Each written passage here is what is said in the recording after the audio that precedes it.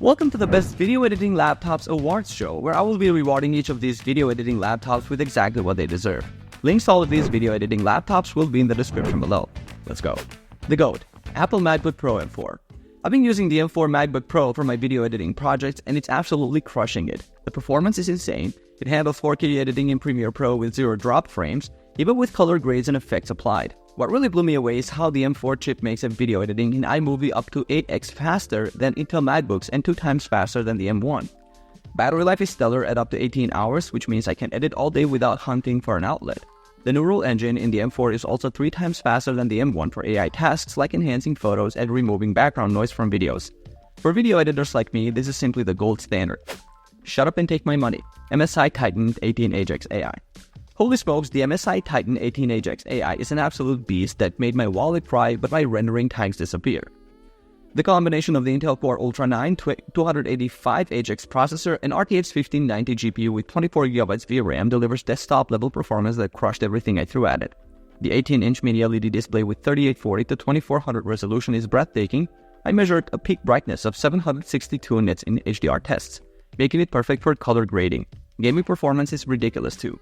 I was getting smooth frame rates in f1.24 at 4K with ultra-high settings. The only downsides, the fans get seriously loud under load, and at $6,379, I had to sell a kidney to afford it. But for raw, uncompromised power in a technically portable package, nothing else comes close. Most underrated, Asus ProArt P16.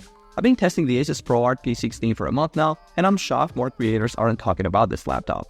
The 16-inch 4K OLED touchscreen is absolutely gorgeous with 100% DCI-P3 color accuracy and Pantone validation.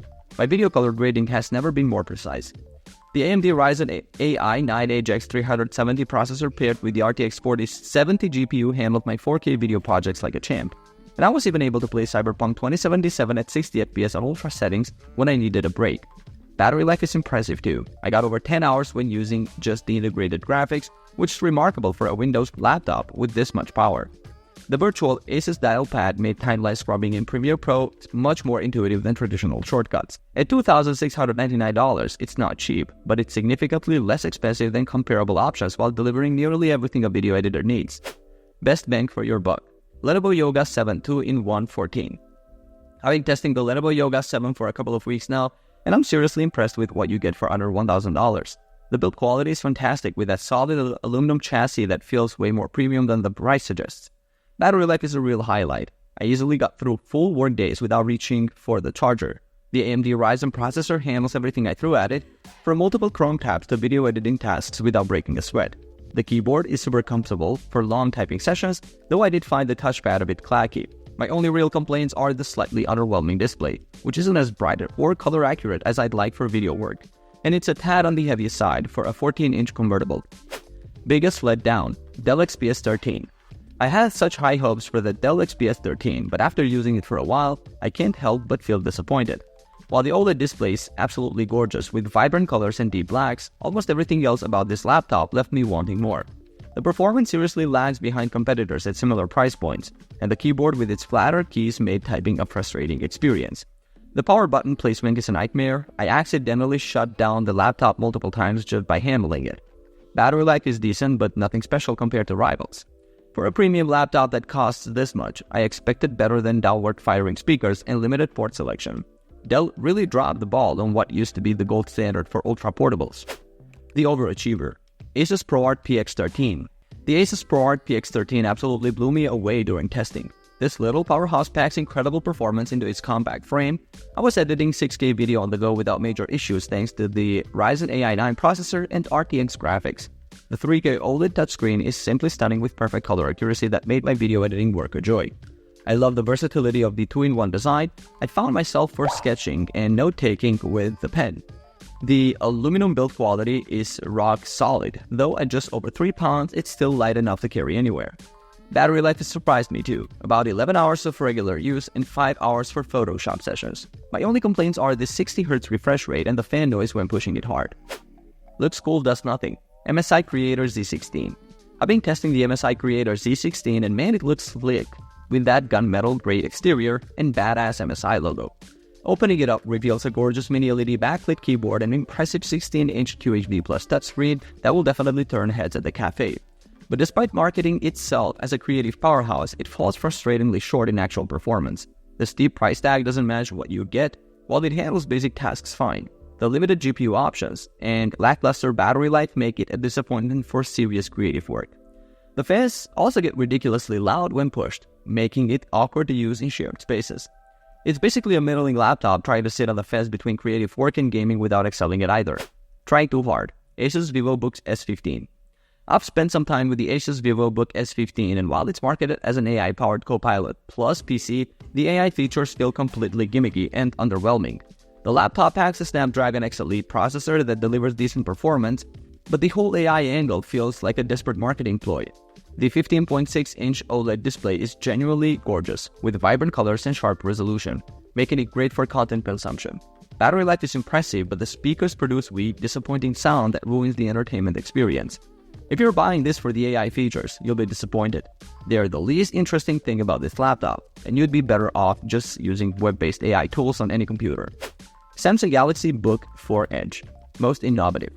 I've been using the Samsung Galaxy Book 4 Edge as my daily driver, and it's easily one of the most impressive Copilot Plus PCs I've tested. The 16-inch AMOLED display is absolutely stunning with its 2880 to 1800 resolution, and 120Hz refresh rate. Videos and photos look incredible with deep blacks and vibrant colors. What really sets this laptop apart is how it seamlessly integrates with other Samsung devices. I can remotely control my Galaxy phone directly from the laptop, which is something even Apple hasn't fully figured out yet. Performance is lightning fast thanks to the top-tier Snapdragon X Elite processor, making everything from web browsing to video editing in DaVinci Resolve feel snappy and responsive. The only real downsides are that it gets uncomfortably hot under heavy loads, and the battery life, while decent at around 10 hours, falls short of some other Snapdragon laptops. One job, failed it. LG Gram 16. I was really excited about the LG Gram 16 because it's insanely lightweight for a 16-inch laptop, and the battery life is honestly incredible at over 15 hours for basic tasks. But guys, the build quality is just embarrassing. My unit literally came with a warped display, and the chassis bent when you push on it. The keyboard and touchpad are spacious, and I love the port selection with Thunderbolt 4, but what's the point when it feels like it might break in my backpack? For a laptop that's supposed to be portable, it feels way too fragile, and I just can't recommend something that might not survive a semester of being carried around. It's cool and quiet under load, but that's because there's no discrete GPU. So don't expect to do any serious creative work on this thing. You tried award. Microsoft Surface Pro 11. I've been using the Surface Pro 11 for several months now, and while it's impressively thin and light with a gorgeous OLED display option, it's frustrating how many compromises I've had to make. The battery life is actually pretty solid at 9 to 11 hours for regular use, and the kickstand design is genuinely useful for switching between tablet and laptop modes. But app compatibility is a real headache with that ARM processor. Some Adobe apps just don't work well, and gaming is basically a non-starter. The worst part, you have to buy the keyboard and pen separately, which adds hundreds to the already premium price. For content creation, it can handle light video editing of short clips, but anything longer than 2 minutes starts to push its limits, even with a Snapdragon X Elite processor. God tier, Lenovo ThinkPad X1 Carbon Gen 13. I've been absolutely blown away by how Lenovo managed to make the ThinkPad X1 Carbon Gen 13 even lighter than before. At just 2.17 pounds, I sometimes forget it's in my bag. The keyboard is still the best in the business, and the build quality is phenomenal, with a classic carbon fiber and magnesium chassis that feels premium but durable. Battery life is stellar, and the Intel Lunar Lake processor handles everything I throw at it, from heavy multitasking to light photo editing without breaking a sweat.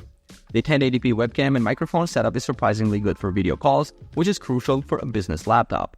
My only complaints are the somewhat thin speakers and that RAM tops out at 32GB, but honestly, for a productivity powerhouse that weighs next to nothing, I can live with those compromises. Alright guys, thanks for watching. I hope you liked the video. For more videos like this in the future, remember to leave a like and subscribe. Alright, peace out.